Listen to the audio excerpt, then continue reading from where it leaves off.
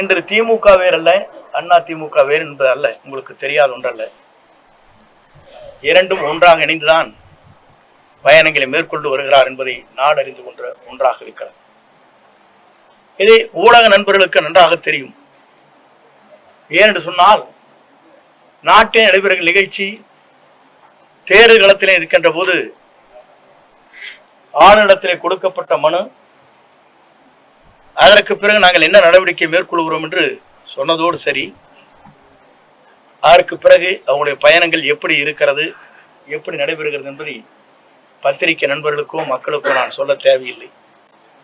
ஆனால் என்னுடைய பயணத்தை பொறுத்தவரையிலும் ஒரு தூய்மையான ஆட்சி தமிழகத்திலே மலர்வதற்கு வெற்றி கழகம், இன்றைக்கு தமிழக வெற்றி கழகம்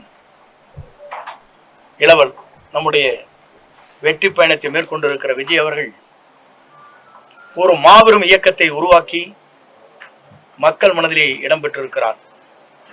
இங்கே வந்த பத்திரிகை நண்பர்களே அவருடைய குழந்தைகளை கேட்டால் சொல்லும், பள்ளிக்கு செல்கிற குழந்தையாக இருந்தாலும் கல்லூரிக்கு செல்கிற குழந்தையாக இருந்தாலும் கூட, அப்பா அம்மா இந்த முறை அவருக்கு ஓட்டலைகள் என்று கேட்கின்ற நிலை தமிழ்நாட்டிலே பல்வேறு இடங்களிலே பல்வேறு செய்திகள் வந்து கொண்டிருக்கிற நிலை என்னிடத்திலே சொல்லி இருக்கிறார்.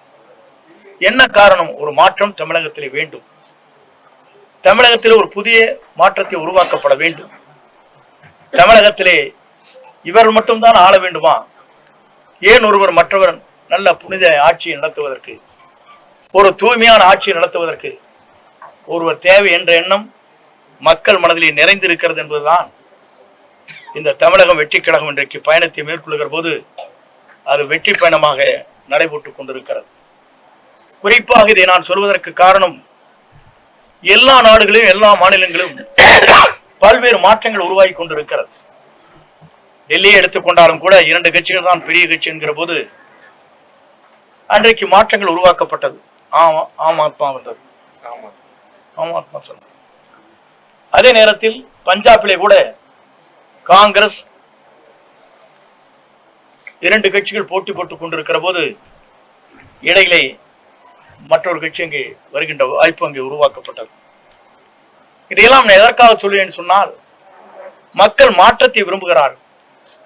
ஒரு தூய்மையான ஆட்சி தமிழகத்திலே கொண்டு வர வேண்டும், ஒரு மாற்றங்கள் தேவை என்ற நோக்கத்தோடு தான் இந்த பயணங்களை அவர் மேற்கொண்டிருக்கிறார்கள்.